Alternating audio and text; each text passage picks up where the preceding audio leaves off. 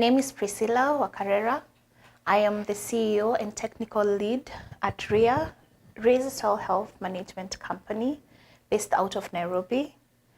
My area of specialization is in technologies for soil fertility improvement. My background is in research science, primarily around biotechnology and other technologies that we can use to improve our soil fertility. Currently, at RIA, we provide farmers with soil nutritional data and also guidance on how they can use recommendations to determine how much fertilizer to use, how to adjust the soil pH, and then also what irrigation schedule to use. So we're able to accomplish this through a technological device that we have built. It's based on IoT and sensor technology, and it utilizes machine learning to analyze the data that it gets from the soil and provide the recommendations to the farmers. So by doing this, we're able to create access to soil testing for smallholder farmers based in rural areas, but at the same time, we're also able to cut down the time that is taken using traditional methods of wet chemistry to determine soil parameter analysis. Some of the emerging trends in the scientific industry that could be a potential business opportunities include the use of IoT and sensor technology. So we've had so many advancements in terms of more sensors. For example, looking at soil sensors, water sensors, air condition sensors that can then be utilized to come up with faster methods of tracking different parameters that could guide either in agricultural but also in an industrial setup. We've also seen an increase in use of remote sensing for agriculture and the utilization of satellites as well, and just gathering the spatial and satellite data to guide making informed decisions. Another emerging trend that's really a big boom for this century is we're looking at the different revolutions and advancements in science. So like from the very first time when we had creation of the wheel and then creation of iron and then now industrialization, but now we're looking at the use of the advent of AI and how we could leverage the use of AI for analyzing insights and to create more precision in the decision making, and especially around agriculture. This has been utilized expansively as most of the businesses that are currently coming up in the agricultural field are leveraging this as well. And even as we move into the future, it's clearly going to be a feature that's been governed and tailored towards AI as well. So a really good example of a successful business that has been able to capitalize on scientific advancements, and maybe something that we could learn from this is maybe what everybody in the AI space right now is basing what they've built on. So we have OpenAI by Sam Altman and the other co-founders. So essentially when OpenAI started, it was like, what can we do with the information that we have to create a platform that can now auto-generate all this information and synthesize it in such a way that you don't need somebody to man a system.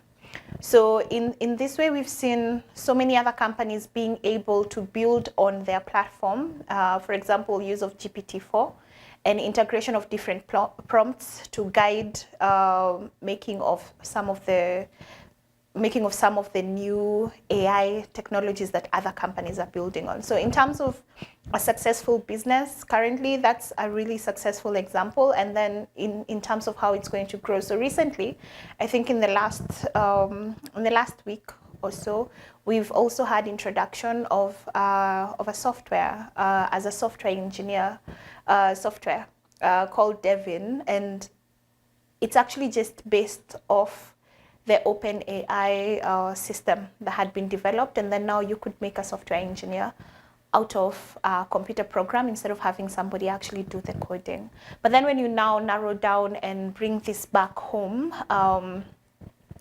to maybe in Kenya and maybe other in Africa expansively, we could look at, for example, how companies like Pula, that provides agricultural insurance, has been able to utilize satellite data and data analytics and a machine learning platform to ensure that they are able to compensate farmers in case of loss at planting, and then also create a platform where farmers could also access more advanced level of credit scoring to ensure that smallholder farmers could also fit in.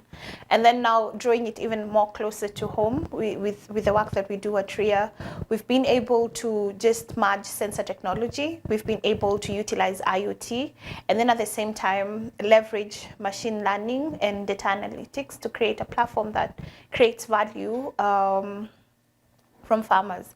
So the one thing that I think most entrepreneurs that are coming into this field can learn from this is resilience, in the sense that, for example, when OpenAI started out, so it did start out as a non-profit organization, but the reason that it did start out in that way is there is a lot of research and development that goes into building a business of technologies, and especially when these technologies are proprietary or they are in advanced sciences.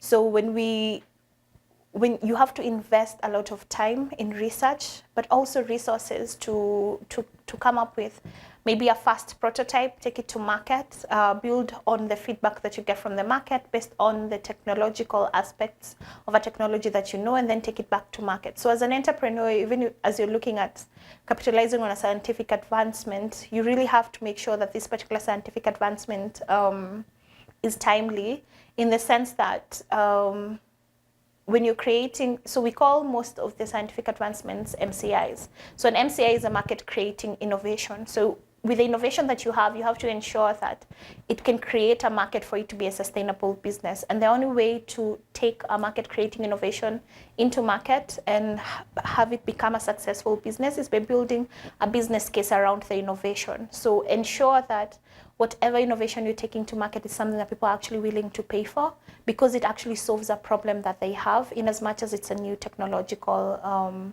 system. So there are a few areas in the scientific field that are holding a very high prospect in terms of businesses.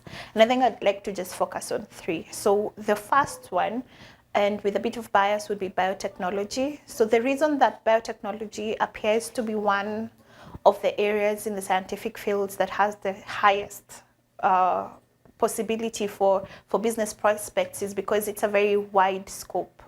So for example, we're seeing some of the trends around biotechnology. We're seeing biotechnology advancements towards, in the pharmaceutical industry, towards like development of vaccines. So for example, when we had COVID-19, we had a biotechnology company like Moderna be able to develop a vaccine, and then after development of the vaccine was then distributed across the world. And as a business case, you want to build a product that will be scalable. So in the sense that even now, after the whole COVID has died down, they still had already set up different labs in different areas that can then be used to develop other vaccines or medicines that can then be distributed.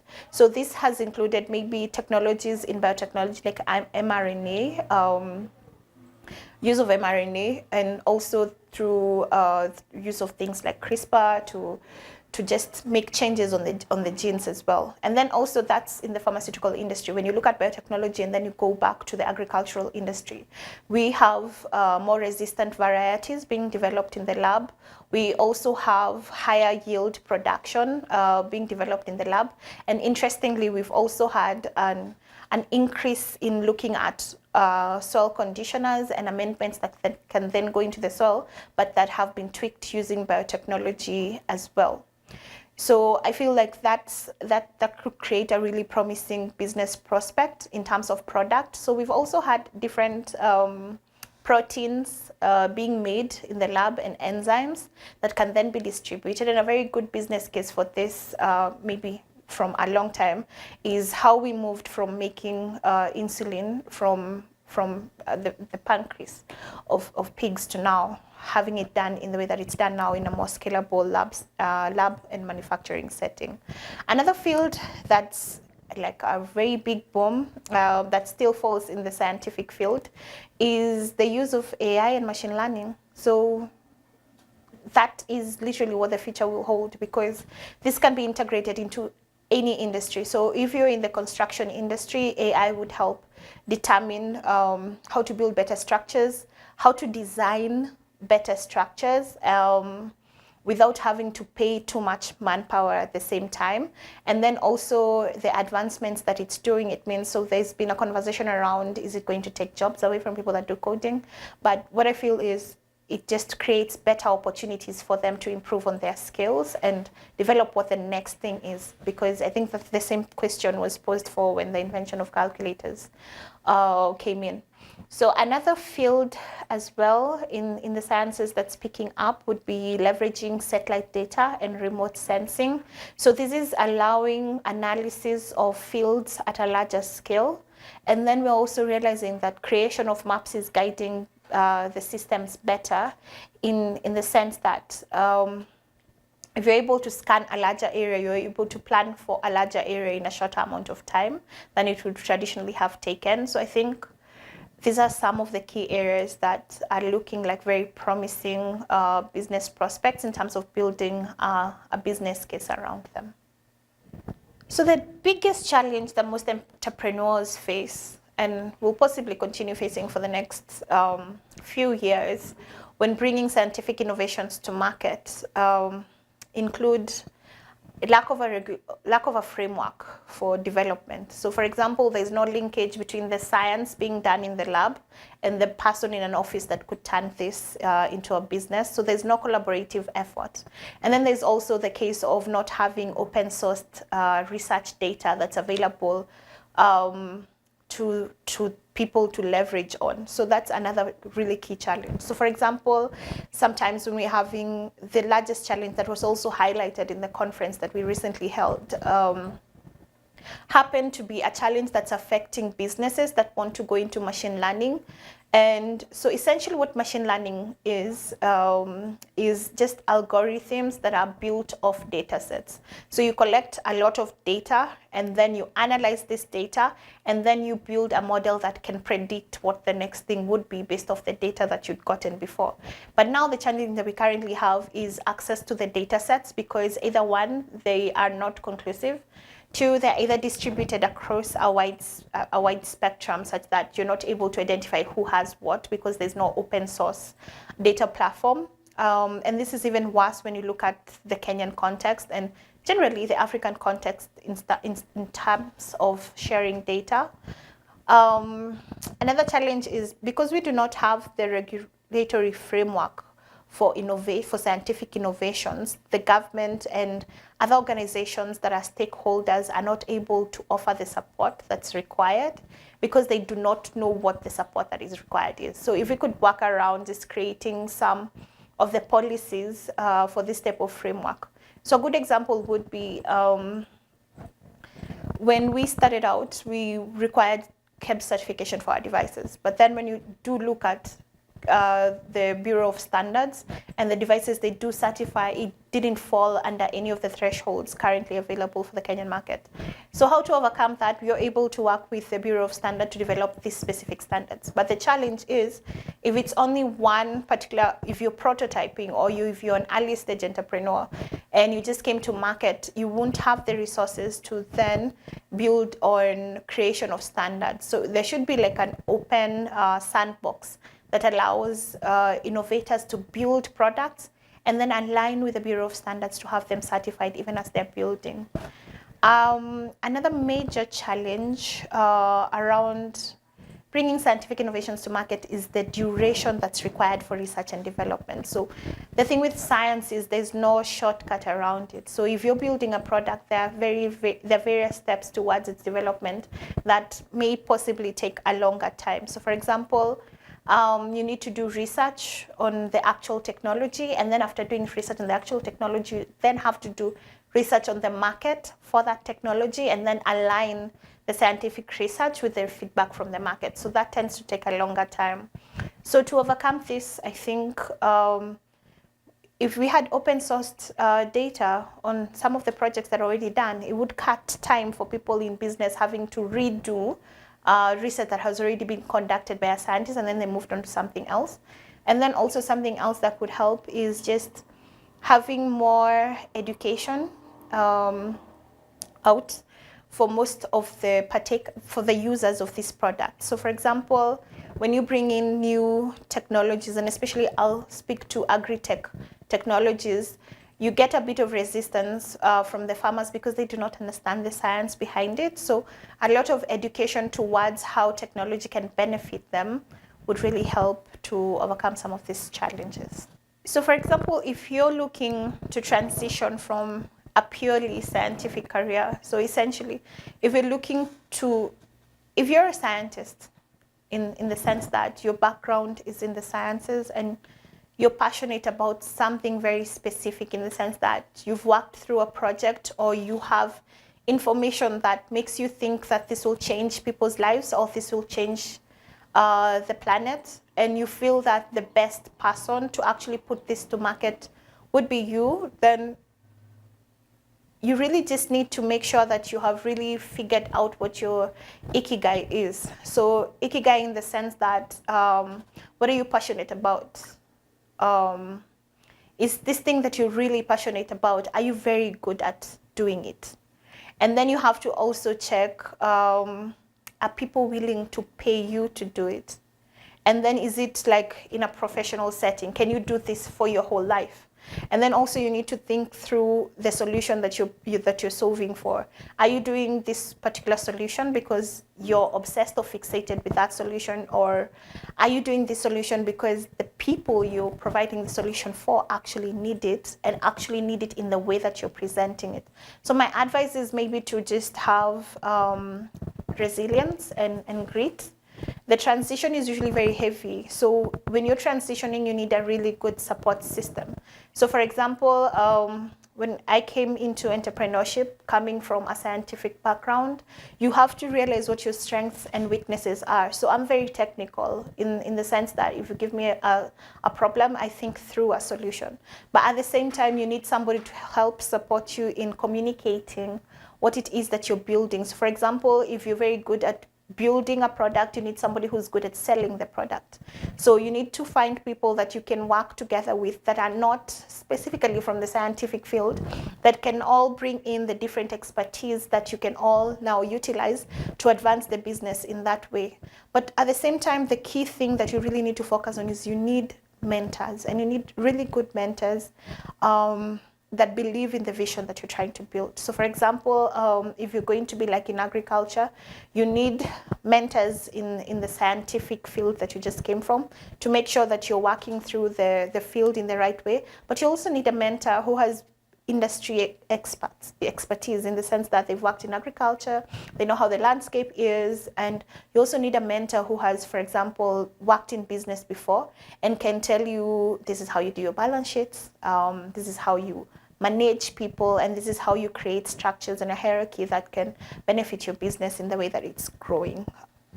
So I think as a scientist, the one thing that we are reminded of multiple times, anybody in the sciences, spanning from just industrial chemistry, spanning all the way to medicine and in the whole landscape of physics as well as biology, is you have to be very ethical in either the research that you're working on or in the things that you're building. So in the scientific field, everything is held up by a string of ethics.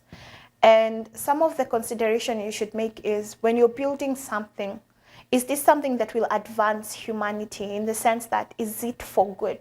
Are you building this thing to improve the lives of people and to improve the lives of the planet as well? And once you consider those key aspects, then it's usually very easy to make ethical decisions. So I'll give an example, because it's an example that's usually very, that's outward. Most people have probably seen this before, but when you consider a business that came into the scientific field and some of the mistakes that they made around ethics, so looking at a company like Theranos, led by Elizabeth Holmes. So when you look at what the business structure for it was and what the vision and the goal is, you realize that it's a business that was placed to be successful. Like they had an idea of what they wanted to do. They had a problem that required solving, and they had figured out a solution to solve that problem. So once you start evaluating how the whole thing played out, you realize that it just came to a place where they substituted profit for ethics. And when you're building a business in the scientific field, you have to ensure that you do not make that mistake. So for example, what we know as scientists is that negative results are results. So just because you're running an experiment, it doesn't mean that the experiment will meet your hypothesis 100%, and that's okay. So sometimes when you're doing a business in the scientific field, you're trying to solve a problem, you've thought through a framework, you've built a product, and you know what you want this product to do. But most of the time what happens in science is it doesn't always work out. So you should be able as an ethical person to say this did not work, but we could try something else that could potentially help us to ensure that this will work at some point. So this is done in small phases. So for example, we've come to this up to this section, it's helping people up to this level, but we've realized that it's not achievable. So you should be able to pivot in the sense that you don't have to die on that hill. There are other hills that you could climb on, that you could use the work that you have built on over the years to advance it even better.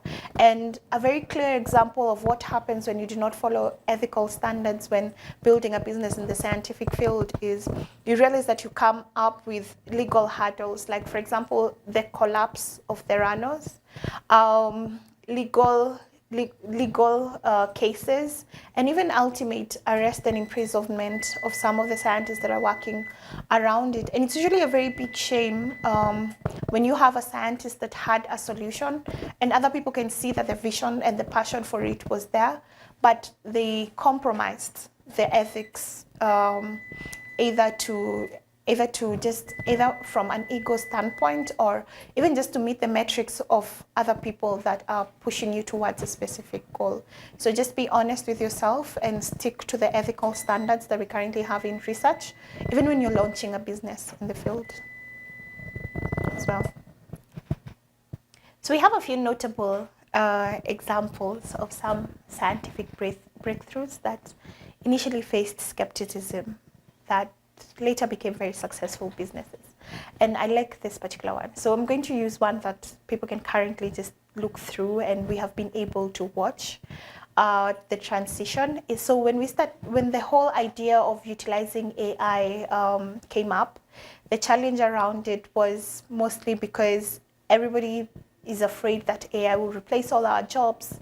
It's replacing people that do literature, it's replacing all these people that do all these things. But what people realize is it just makes life easier. So when the company OpenAI started out, they started as a non-profit because most investors did not feel like it was something people would pay for because they didn't think that it would work. But now when you check the valuation of the company right now, it's one of the most highly valued companies in the world currently. And this has stemmed from them believing in what they were building despite the skepticism around it.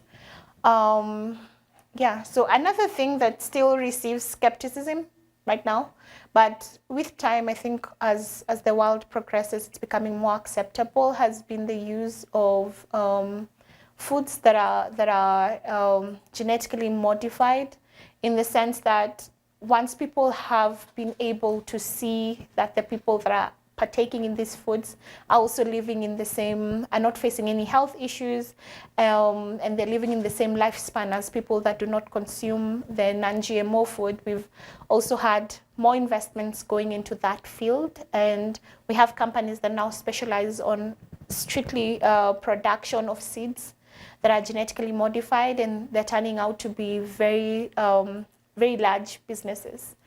Another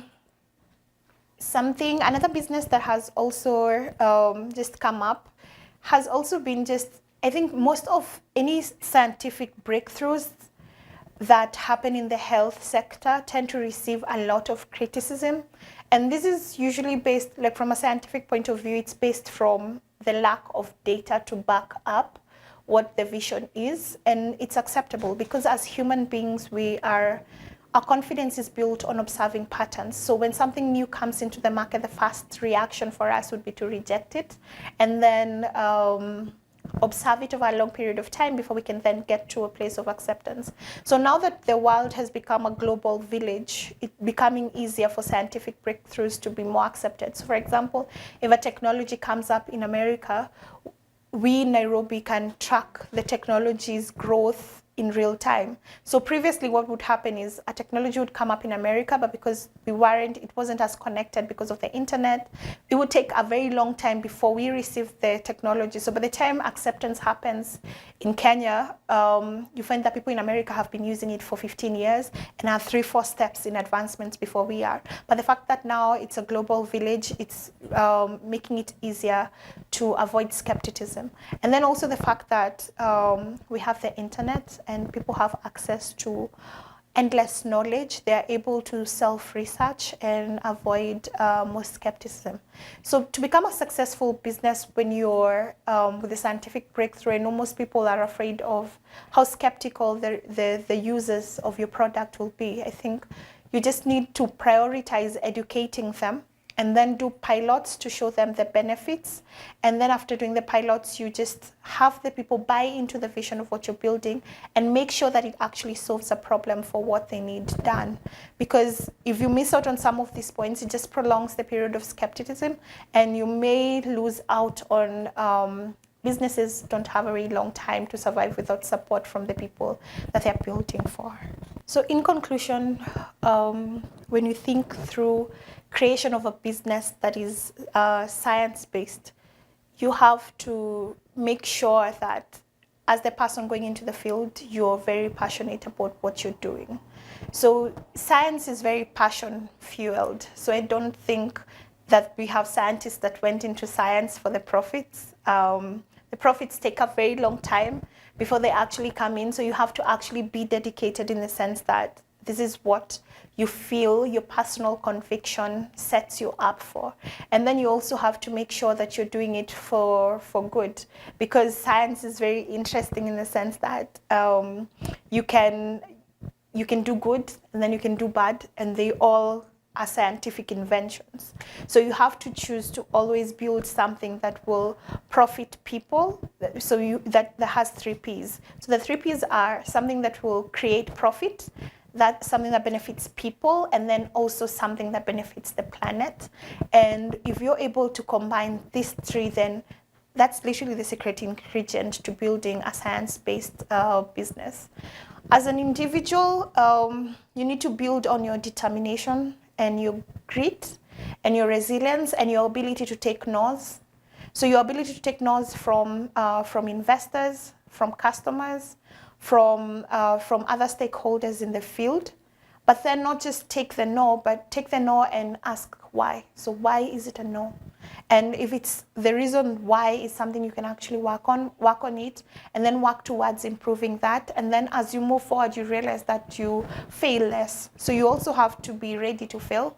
So we use we use this framework where you're supposed to fail as many times so you can win once.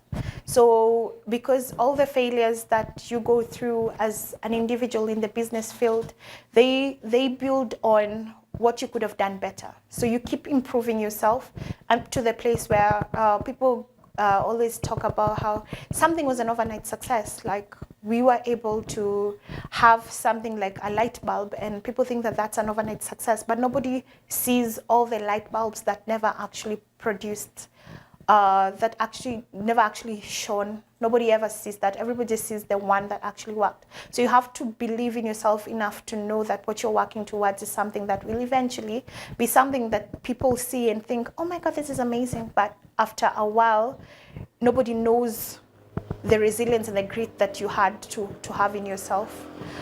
Yeah, so that's my closing. You can follow us on our social media pages, on X as Ria_Soil Health, on LinkedIn as just Ria, and also on Facebook as Ria Soil Health Management and on Instagram as Ria. This has been Priscilla. Keep watching Prayer Cave TV.